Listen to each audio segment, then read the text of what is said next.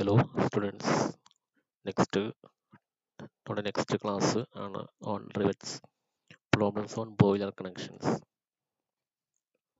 Design a double riveted butt joint with a single cover plate. Butt joint with a single cover plate ആണ്. നിങ്ങൾക്കത് imagine ചെയ്ത് വരയ്ക്കാൻ പറ്റും. ഈ ഒരുപാട് ഫിഗർ തന്നിട്ടുണ്ട്, പക്ഷേ ഇനി എക്സാമിന് ക്വസ്റ്റ്യൻ വരുമ്പോൾ ഫിഗർ ഉണ്ടാവില്ല. അപ്പോൾ ഫിഗർ നിങ്ങൾ വരയ്ക്കണം. അപ്പോൾ ബട്ട് ജോയിന്റ് ആണ്, സിംഗിൾ കവർ പ്ലേറ്റ് ആണ്. അപ്പോൾ അടിയിൽ മാത്രം കൊടുക്കുക. For the longitudinal seam for a boiler shell of diameter 1000 mm and pressure 1.5 MPa. അപ്പോൾ ഇവിടെ ബോയിലർ ഷെല്ലിൻ്റെ ഡയാമീറ്റർ ആണ് 1000 mm and pressure 1.5 MPa. Allowable tensile stress for the plate is 100 MPa, shearing stress 70 and crushing 150 MPa. ഇവിടെയാണ് അങ്ങനെയാണ് തന്നിരിക്കുന്നത്. Chain riveting ആണ് തന്നിരിക്കുന്നത്. Boiler ഷെല്ലിൽ chain riveting ആണ് വരുള്ളൂ. അപ്പോൾ നമുക്ക് തന്നിരിക്കുന്നത് ആദ്യം type of joint but joint ആണ്, ഡബിൾ റിവെറ്റഡ് ആണ്, സിംഗിൾ സ്ട്രാപ്പ് ആണ്, ഈക്വൽ കവർ എന്ന് പറയാനില്ല, ഒരു കവറേ ഉള്ളൂ. അസ്യൂം ചെയിൻ റിവെറ്റിംഗ് ആണ് അസ്യൂം ചെയ്തിരിക്കുകയാണ്. ചെയിൻ ഉണ്ട്, സിക്സ് ആക്ക് ഉണ്ട്, അതിനകത്ത് ഏതെങ്കിലും അസ്യൂം ചെയ്യാം. അപ്പോൾ ഇവിടെ ചെയിൻ ആണ് അസ്യൂം ചെയ്തിരിക്കുകയാണ്. അത് നമ്മൾ അസ്യൂം ചെയ്യുന്ന പോലെ ഇരിക്കും. സിംഗിൾ ഷിയറിൽ വരുന്നത് ഇവിടെയും ഇവിടേക്ക് രണ്ടെണ്ണത്തിലും സിംഗിൾ ഷിയർ ആണ് വരുന്നത്. ഇതൊരെണ്ണം സിംഗിൾ ഷിയർ, ഇതൊരെണ്ണം single shear. Number of rivets per pitch എന്ന് പറയുന്നത് 2 തന്നെ. Number of rivets in double shear ഇല്ല,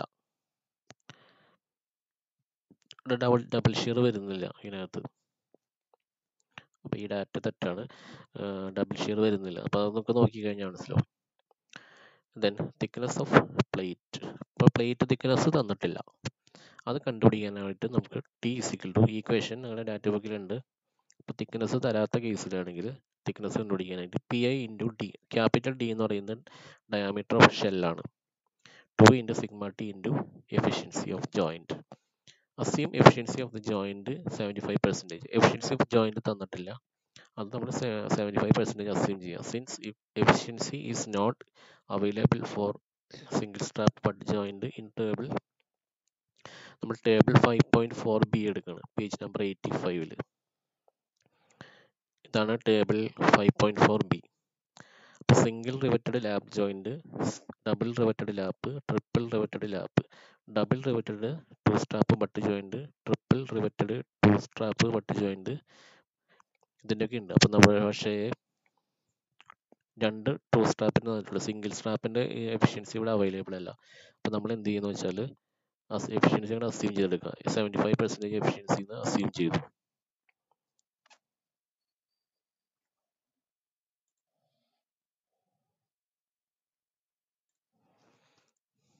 അപ്പോൾ 75% എഫിഷ്യൻസി എന്ന് അവിടെ അസ്യൂം ചെയ്തെടുത്തിട്ട് തിക്നെസ് കണ്ടുപിടിച്ചു, 10 mm കിട്ടി തിക്നെസ്. സ്റ്റാൻഡേർഡ് തിക്നെസ് സെലക്ട് ചെയ്യാം. Table 5.3 page number 5.3C, page number 85. Page number 85 5.3C standard thickness എന്ന് പറയുന്നത് ഇവിടെ 10 തന്നെയാണ്. 10 എന്ന് പറയുന്നത് സ്റ്റാൻഡേർഡ് തിക്നെസ് തന്നെയാണ്. അപ്പോൾ 10 സെലക്ട് ചെയ്തു standard thickness.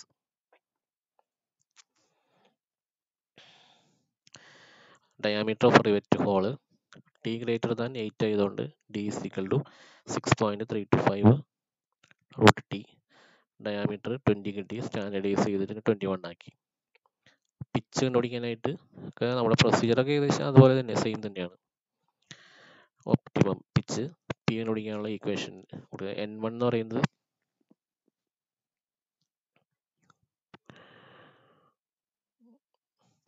From step 1 N1 അവിടെ 0 കൊടുത്തേക്കുന്നത്.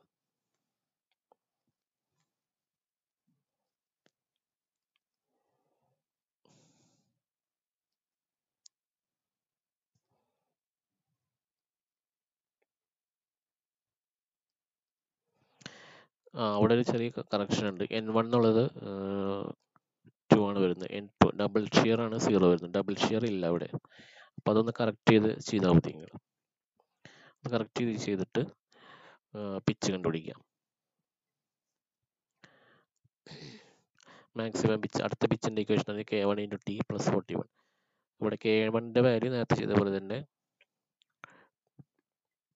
2 റിവറ്റ് ആണ് പെർ പിച്ച് ഉള്ളത്. അപ്പോൾ 2 റിവറ്റ് സിംഗിൾ സ്റ്റാപ്പ് ബട്ട് ജോയിൻറ്റിൽ എടുക്കുക. കറസ്പോണ്ടിങ് ആയിട്ട് 3.06 കിട്ടും. അത് ട്രാൻസ്ഫേഴ്സ് പിച്ച് കാൽക്കുലേറ്റ് ചെയ്യുക. Transverse pitch for chain riveting PT > 2D എടുക്കുക. 42 mm കിട്ടും. അതുപോലെ സ്ട്രാപ്പ് തിക്നെസ് ആകെ ഒന്നേ ഉള്ളൂ വിത്ത് ഓർഡിനറി റിവറ്റിംഗ്. സിംഗിൾ സ്ട്രാപ്പ് വിത്ത് ഓർഡിനറി റിവറ്റിംഗ് എടുക്കുക. അപ്പോൾ സിംഗിൾ സ്ട്രാപ്പിൻ്റെ വരുമ്പോൾ സ്ട്രാപ്പിൻ്റെ തിക്നെസ് TI = 1.125 T 11.25 mm. ഈ ഇക്വേഷനാണ് യൂസ് ചെയ്യുന്നത്. മാർജിൻ കാൽക്കുലേറ്റ് ചെയ്യാൻ 1.5 D. ഇനി എഫിഷ്യൻസി കാൽക്കുലേറ്റ് ചെയ്യാനായിട്ട് ഇതുപോലെ 3 എഫിഷ്യൻസി കാൽക്കുലേറ്റ് ചെയ്യാം. അതിൽ മിനിമം എഫിഷ്യൻസി എടുക്കുക. 87.5% ആണ് മിനിമം എഫിഷ്യൻസി. അല്ല 87 അല്ല 70.83% എടുക്കുക മിനിമം എഫിഷ്യൻസി. നെക്സ്റ്റ് പ്രോബ്ലം എന്ന് പറഞ്ഞാൽ design a double riveted butt joint with 2 cover plates for the longitudinal seam of a boiler shell 1.5 meter in diameter. Boiler ഷെല്ലിൻ്റെ diameter 1.5 meter, subjected to a steam pressure of 0.95 Newton/mm². Steam pressure തന്നിട്ടുണ്ട്. Assume an efficiency of 75%. അപ്പോൾ efficiency തന്നിട്ടുണ്ട്. പിന്നെ tensile stress 90 തന്നിട്ടുണ്ട്. Compressive stress sigma C 140 തന്നിട്ടുണ്ട്. പിന്നെ shear stress 56 തന്നിട്ടുണ്ട്. തന്നിരിക്കുന്നത് double riveted butt joint with 2 cover plates എന്നാണ് തന്നിരിക്കുന്നത്. ഈക്വൽ ആണോ അൺഈക്വൽ ആണോ എന്ന് പറഞ്ഞിട്ടില്ല. അപ്പോൾ നമ്മൾ ഈക്വൽ ആയിട്ട് എടുത്തിട്ടുണ്ട്. ഇവിടെ ഡബിൾ റിവറ്റഡ് ആണ്, ബട്ട് ജോയിന്റ് ആണ്. പിന്നെ അസ്യൂം ചെയ്യാം, നമുക്ക് ചെയിൻ റിവറ്റിംഗ് ആണെന്ന് അസ്യൂം ചെയ്യാം. അതിന് ഇവിടെ സിംഗിൾ ഷിയർ ഇല്ല, രണ്ടെണ്ണത്തിലും ഡബിൾ ഷിയർ ആണ് വരുന്നത്. Number of rivets per pitch എന്ന് പറയുന്നത് 2 വരും. അതുപോലെ തന്നെ 2 റിവറ്റ്സ് ആണ് ഡബിൾ ഷിയറിലുള്ളത്. N2 = 2. നമുക്ക് തിക്നെസ് കണ്ടുപിടിക്കാനായിട്ട് ചെയ്യേണ്ടത് T = PI × D/2 × sigma T × efficiency. അപ്പോൾ അതിനകത്ത് PI പ്രഷർ തന്നിട്ടുണ്ട്. ഇൻസൈഡ് പ്രഷർ എന്ന് പറയുന്നത് 0.95. അപ്പോൾ ഷെല്ലിനകത്തുള്ള പ്രഷർ എന്ന് പറയുന്നത് 0.95 തന്നിട്ടുണ്ട്. അത് കൊടുക്കുക. ഡയാമീറ്റർ എന്ന് പറയുന്നത് 1.5 meter ആണ്, അതായത് 1500 millimeter. പിന്നെ 2 × സിഗ്മ T 90, എഫിഷ്യൻസി 0.75 75% തന്നിട്ടുണ്ട്. അപ്പോൾ തിക്നെസ് എന്ന് പറയുന്നത് 10.56 കിട്ടി കഴിഞ്ഞാൽ സ്റ്റാൻഡേർഡ് തിക്നെസ് എടുക്കാനായിട്ട് ഈ ടേബിളിൽ പോവാം. 5.3 C. അപ്പോൾ 10.56 കഴിഞ്ഞാൽ നെക്സ്റ്റ് വരുന്ന സ്റ്റാൻഡേർഡ് തിക്നെസ് 10.56 കഴിഞ്ഞാൽ നെക്സ്റ്റ് വരുന്നത് അത് കഴിഞ്ഞാൽ നെക്സ്റ്റ് ഹയസ്റ്റ് വാല്യൂ വരുന്നത് 12 ആണ്. അപ്പോൾ standard thickness 12 mm. T = 12 mm. Rivet ഹോളിൻ്റെ ഡയമീറ്റർ അത് T > 8 mm ആയതുകൊണ്ട് ഈ ഇക്വേഷൻ യൂസ് ചെയ്യുക. Then diameter of rivet whole എന്ന് പറയുന്നത് 21.91 mm. അതിനെ റൗണ്ട് ഓഫ് ചെയ്തപ്പോൾ 23 ആക്കുക. റൗണ്ട് ഓഫ് ചെയ്യാൻ പറ്റിയില്ലെങ്കിൽ 22 എടുക്കുക. സ്റ്റാൻഡേർഡൈസ് ചെയ്യാൻ പറ്റില്ലെങ്കിൽ 22 എടുക്കുക റൗണ്ട് ഓഫ് ചെയ്തിട്ടോ. പിച്ച് കണ്ടുപിടിക്കാനുള്ള ഫസ്റ്റ് ഇക്വേഷൻ ചെയ്യുമ്പോൾ ഇതുപോലെ തന്നെ നേരത്തെ ചെയ്ത പോലെ തന്നെ സിംഗിൾ ഷിയർ ഇല്ല, ഡബിൾ ഷിയറേ ഉള്ളൂ. അത് 2 വരുന്നുണ്ട്. സബ്സ്റ്റിറ്റ്യൂട്ട് ചെയ്ത് കഴിയുമ്പോൾ പിച്ച് 103.79 mm. ഇനി ഇവിടെ വരുന്ന അടുത്ത പിച്ച് കണ്ടുപിടിക്കാനുള്ള ഇക്വേഷൻ K1 T + 41 mm ആണ്. അതായത് ടേബിളിൽ പോയിട്ട് ഇവിടെ 2 റിവറ്റ് ആണുള്ളത് പെർ പിച്ച്. അപ്പോൾ 2 rivet per pitch double strap വരുമ്പോൾ ഇപ്പോൾ 2 റിവറ്റ്സ് പെർ പിച്ച്. ഇനി ഡബിൾ സ്ട്രാപ്പ് വരുമ്പോൾ 3.5. K1ൻ്റെ വാല്യൂ 3.5 സബ്സ്റ്റിറ്റ്യൂട്ട് ചെയ്യുമ്പോൾ പിച്ച് 83 കിട്ടും. അപ്പോൾ മിനിമം പിച്ച് എന്ന് പറയുന്നത് 83 ആണ്. അപ്പോൾ 83 mm പിച്ച് സെലക്ട് ചെയ്തു. ഈ transverse pitch for chain riveting ആണ് 46 mm. സ്ട്രാപ്പ് തിക്നെസ് എന്ന് പറയുന്നത് TI = TO 7.5 mm. Margin calculate ചെയ്യാൻ 1.5 D, അപ്പോൾ 34.5 mm. എഫിഷ്യൻസി കണ്ടുപിടിക്കാനായിട്ട് വീണ്ടും 3 എഫിഷ്യൻസി കണ്ടുപിടിക്കുക. 3 എഫിഷ്യൻസി കണ്ടുപിടിച്ചിട്ട് അതിൽ മിനിമം എടുക്കുക. അതിൽ 72.29% ആണ് എഫിഷ്യൻസി. അടുത്തത് design a longitudinal double riveted double strap butt joint with unequal straps for a pressure vessel. അപ്പോൾ ഇവിടെ ലോഞ്ചിറ്റ്യൂഡിനൽ ബട്ട് ജോയിൻ്റ് ആണ്, ഡബിൾ റിവറ്റഡും പിന്നെ ഡബിൾ സ്ട്രാപ്പും. അപ്പോൾ നമുക്ക് അറിയാം. പിന്നെ അൺഈക്വൽ ആണ്. അൺഈക്വൽ വെഡ്ത്ത് എന്ന് പറയുമ്പോൾ ഒരു പ്ലേറ്റിൽ 2 റോ ഉണ്ടായിരിക്കും. അതിൽ ഒരു റോ പുറത്തായിരിക്കും. അതിൻ്റെ മുകളിൽ ഒരു റോയിൽ ഒറ്റ സ്ട്രാപ്പ് ഉണ്ടാവുള്ളൂ. പിന്നെ അടുത്ത റോയിൽ ഇന്നർ റോയിൽ ഡബിൾ സ്ട്രാപ്പ് വരും. അങ്ങനെയാണ് വരുന്നത്. Internal diameter of pressure vessel തന്നിട്ടുണ്ട് 1 മീറ്റർ. ഇന്റേണൽ പ്രഷർ തന്നിട്ടുണ്ട് 2.2 MPa. And pitch of the rivet in the outer row is to be double the pitch in the inner row. അപ്പം inner റോയിൽ വരുന്ന പിച്ചിൻ്റെ ഡബിളാണ് outer pitch എന്ന് പറയുന്നത്. അത് നേരത്തെ നമ്മളൊരു പ്രോബ്ലം ചെയ്തിട്ടുണ്ട് ഇതുപോലെ. Allowable tensile stress in the plate sigma T 124. Shear and crushing stress എന്ന് പറയുന്നത് 93 പിന്നെ 165. The resistance of the rivets in the double shear is to be taken as 1.875 times that of single shear. അപ്പോൾ ഇതാണ് തന്നിരിക്കുന്നത്. Figure ഇങ്ങനെ വരും. Double riveting ആണ്. Unequal ആണ്. അൺഈക്വൽ വരുമ്പോൾ ഉള്ളിലത്തെ ഈ റോയിലെ റിവറ്റ് ഡബിൾ ഷിയറും പുറത്തുള്ളത് ഔട്ടറും വരും. ഈ പിച്ചിൻ്റെ പകുതിയാണ് ഉള്ളിലുള്ള പിച്ച്. അപ്പോൾ ഇവിടെ എന്ത് ടൈപ്പ് റിവറ്റിംഗ് ആണെന്ന് തന്നിട്ടില്ല. ബട്ടാണ്, പക്ഷേ സിക്സാഗ് ആണോ ചെയിൻ ആണോ എന്ന് പറഞ്ഞിട്ടില്ല. അപ്പോൾ ഇവിടെ അസ്യൂം ചെയ്ത് നമുക്ക് ചെയിൻ എടുത്തിട്ടുണ്ട്.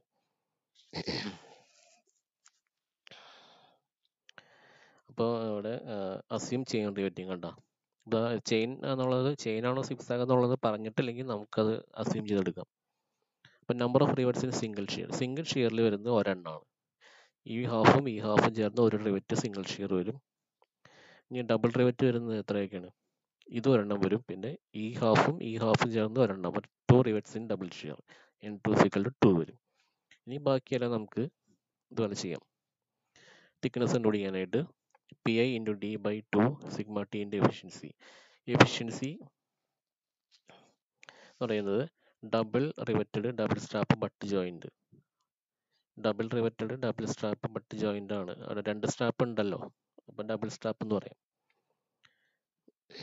എഫിഷ്യൻസി എത്ര വരുന്നത് നോക്കിയാൽ, double riveted double 2 strap but joint ആണെങ്കിൽ 75% എഫിഷ്യൻസി.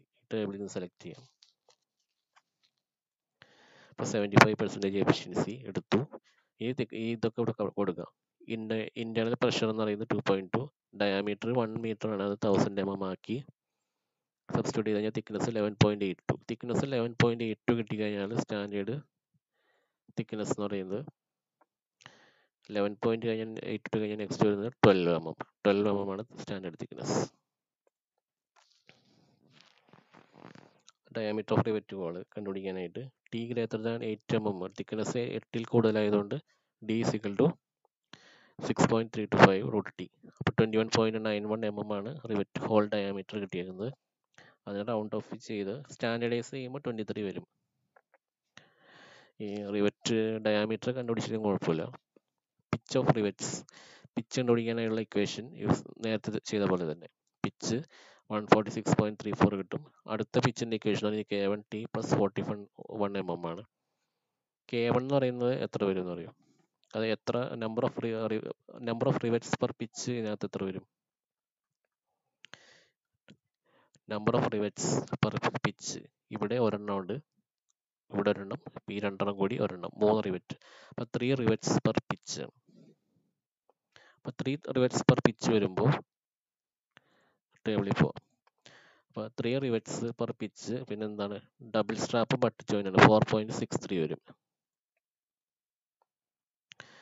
4.63 സബ്സ്റ്റിറ്റ്യൂട്ട് ചെയ്ത് കഴിഞ്ഞാൽ കിട്ടുന്ന പിച്ച്, ഇതിൽ മിനിമം പിച്ച് കിട്ടും. എത്രയാണ്? 95.56 ആണ് മിനിമം. അത് കിട്ടുന്നത് നമുക്ക് ഔട്ടർ പിച്ചാണ്. അതിന് നമ്മൾ ഇവിടെ റൗണ്ട് ഓഫ് ചെയ്ത് 98 mm ആക്കിയിട്ടുണ്ട്. അല്ലെങ്കിൽ റൗണ്ട് ഓഫ് ചെയ്ത് 96 ആക്കിയാലും മതി. ഇവിടെ 98 എടുത്തിട്ടുണ്ട്. അത് കുഴപ്പമൊന്നുമില്ല എടുത്തു കഴിഞ്ഞാൽ. ഇനി ഇന്നർ പിച്ച് എന്ന് പറയുന്നത് ഇതിൻ്റെ പകുതിയായിരിക്കും. is equal to 49 mm. ഇനി transverse pitch, distance between the rows of rivets. അപ്പോൾ ട്രാൻസ്വേഴ്സ് പിച്ച് ബിറ്റ്വീൻ, ഇങ്ങനെ വരുന്ന കേസിൽ transverse pitch between outer row and inner row, outer റോയും ഇന്നർ റോയും തമ്മിലുള്ള പിച്ച് 46 mm. അപ്പോൾ ട്രാൻസ്ഫർ ഇവിടെ ഒറ്റ പിച്ച്, ഇവിടെ ട്രാൻസ്വേഴ്സ് പിച്ച് ആകെ ഒരെണ്ണേ ഉള്ളൂ. കാരണം ഇന്നറിൽ 2 റോ ഉണ്ടെങ്കിലാണ് distance between successive inner rows ഇവിടെ ഇല്ല. അപ്പോൾ ഇത് മാത്രം മതി. സ്ട്രാപ്പ് തിക്നെസ് TO കണ്ടുപിടിക്കുക, TI കണ്ടുപിടിക്കുക. മാർജിൻ കണ്ടുപിടിക്കുക, മാർജിൻ്റെ equation 1.5 ഇടിയാണ്.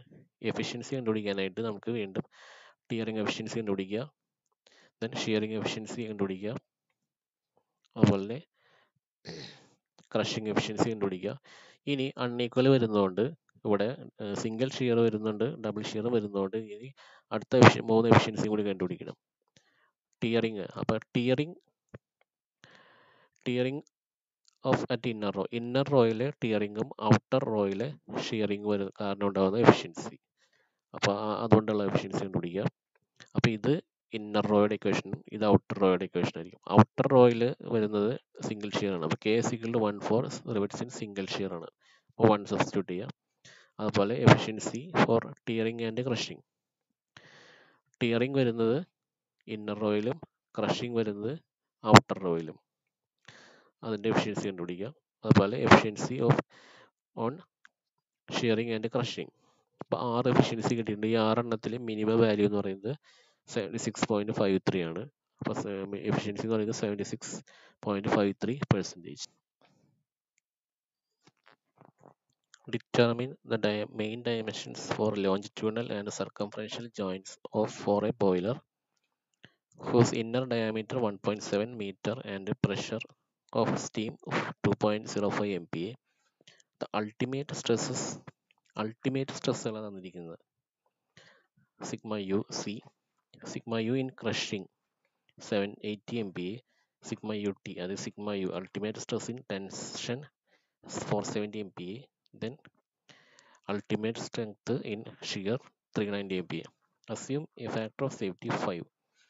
The rivet in double shear will have an effective resisting area not greater than 87.5% over that in single shear.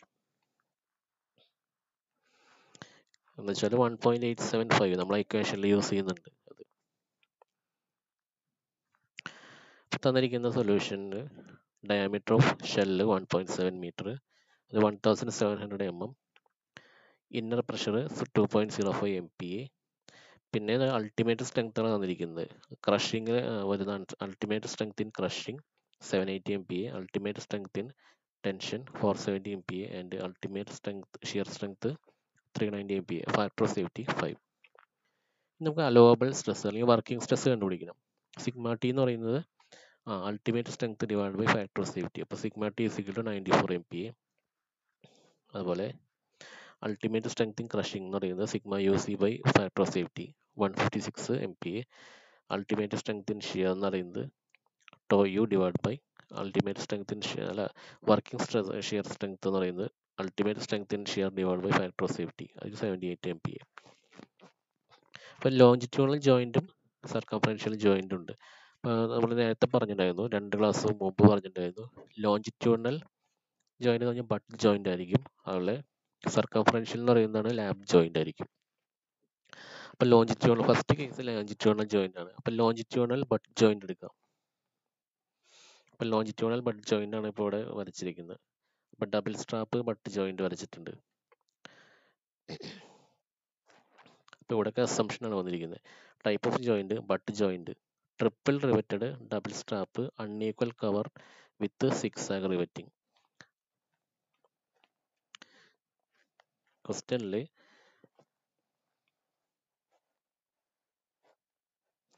ക്വസ്റ്റ്യനിൽ ഇതൊന്നും പറഞ്ഞിട്ടില്ല കേട്ടോ. ബട്ട് ജോയിൻ്റ് എടുക്കണം നമുക്ക്, ഡബിൾ സ്ട്രാപ്പ് ബട്ട് ജോയിൻ്റ് വേണം, പക്ഷെ അത് എങ്ങനെ വരുന്നു എന്നുള്ളത് പറഞ്ഞില്ല. അപ്പോൾ ഈ തന്നിരിക്കുന്നതൊക്കെ നമ്മൾ അസ്യൂം ചെയ്ത് എടുത്തേക്കുന്നതാണ്. ടൈപ്പ് ഓഫ് ജോയിൻ്റ്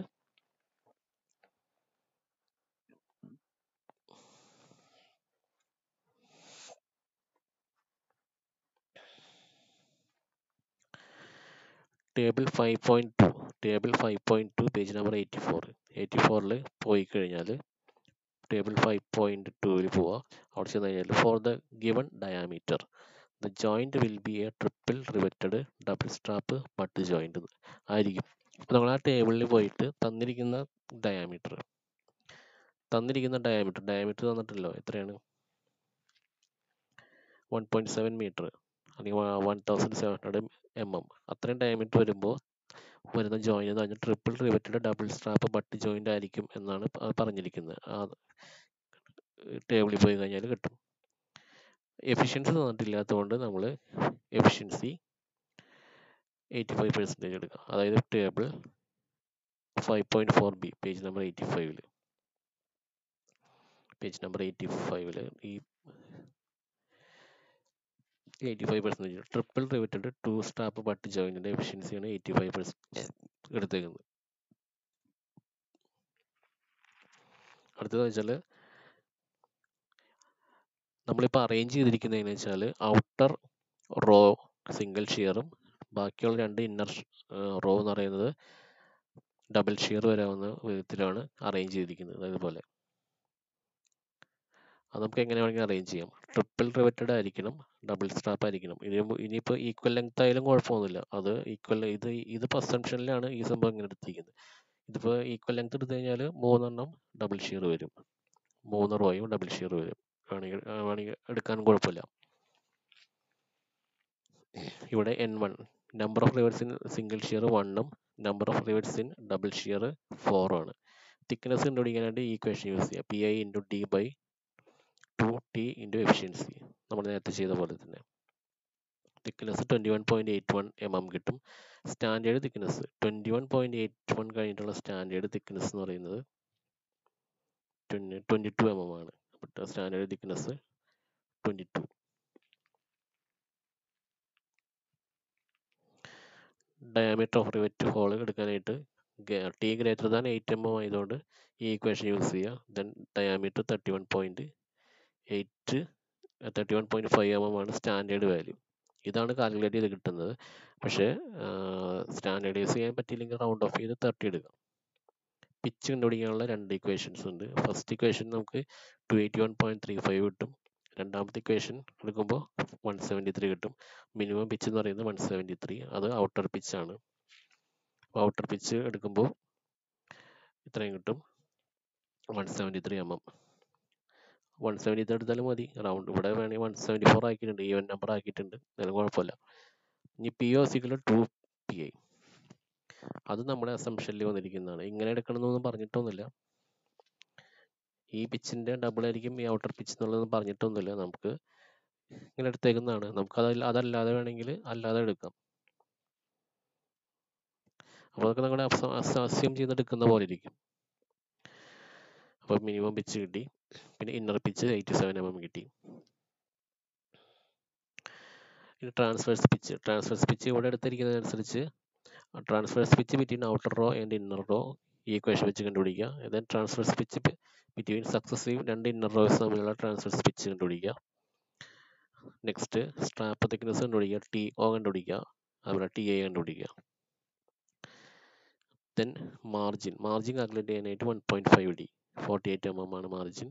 എഫിഷ്യൻസി കണ്ടുപിടിക്കാനായിട്ട് നമുക്കിവിടെ 6 എഫിഷ്യൻസി കണ്ടുപിടിക്കാം. ആദ്യം tearing efficiency, then shearing efficiency, പിന്നെ ക്രഷിംഗ് എഫിഷ്യൻസി, പിന്നെ ബാക്കി 3 എഫിഷ്യൻസി കമ്പൈൻഡ് എഫിഷ്യൻസീസ് കണ്ടുപിടിക്കാം. ടിയറിംഗ് ആൻഡ് ഷിയറിംഗ് വരുന്നത് case and tearing and crushing വരുന്ന case efficiency, then shearing and crushing വരുന്ന കേസ്. ഈ 6 എണ്ണത്തിലും മിനിമം എഫിഷ്യൻസി കണ്ടുപിടിക്കുക 80.69%. ഇനി രണ്ടാമത്തെ കേസ് എന്ന് പറയുന്നത് സർക്കംഫറൻഷ്യൽ ജോയിന്റ് ആണ്. ഈ സർക്കംഫറൻഷ്യൽ ജോയിന്റ് എന്ന് പറയുന്നത് ലാപ്പ് ജോയിന്റ് ആണ്. അപ്പം നമ്മൾ നമ്മൾ ഇങ്ങനെ എടുക്കുക. അപ്പം ഈ ഫിഗർ എടുക്കുക. ഈ ഫിഗർ എടുത്തു കഴിഞ്ഞാൽ നമ്മുടെ കഴിഞ്ഞ കേസിൽ triple riveted butt joint select ചെയ്ത് നമ്മൾ ഡയമീറ്റർ വെച്ചിട്ടായിരുന്നു. ആ ടേബിളിൽ പക്ഷേ ബട്ട് ജോയിന്റ് എടുക്കാൻ മാത്രമേ നമ്മൾ അങ്ങനത്തെ ഒരു റെസ്ട്രിക്ഷൻ കൊടുത്തിട്ടുള്ളൂ. ലാബ് ജോയിന്റ് അങ്ങനെ റെസ്ട്രിക്ഷൻ ഇല്ല. അപ്പോൾ ഇവിടെ ലാബ് ജോയിന്റ് ഇതെടുത്തു. അതായത് double riveted lap joint with zigzag ഇവിടെ സെലക്ട് ചെയ്തു. അത് നമുക്ക് ഇഷ്ടമുള്ള പോലെ സെലക്ട് ചെയ്യാം. ഇനി ഇവിടെ ഇതിൻ്റെ ഡിസൈൻ പ്രൊസീജിയർ ചെറിയൊരു വ്യത്യാസമുണ്ട്. അപ്പോൾ ആ പ്രൊസീജിയറും അതിൻ്റെ ഒപ്പം കാൽക്കുലേഷനും ഇവിടെ കൊടുത്തിട്ടുണ്ട്.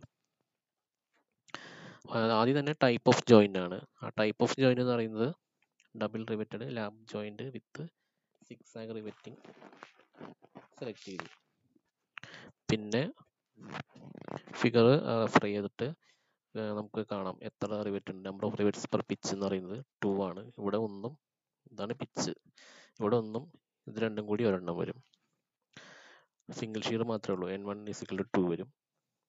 പിന്നെ ഡയാമീറ്റർ ഓഫ് റിവറ്റുകൾ കണ്ടുപിടിക്കാനുള്ള നേരത്തെ ചെയ്ത സെയിം ഇക്വേഷൻ തന്നെ ഓൾറെഡി നമുക്ക് കിട്ടിയിട്ടുണ്ട്. കഴിഞ്ഞ കേസിനകത്ത് ഡയമീറ്റർ ഓഫ് റിവറ്റുകൾ കിട്ടിയിട്ടുണ്ട്. അപ്പോൾ ഈ നമ്പർ ഓഫ് റിവറ്റ്സ് കണ്ടുപിടിക്കണം.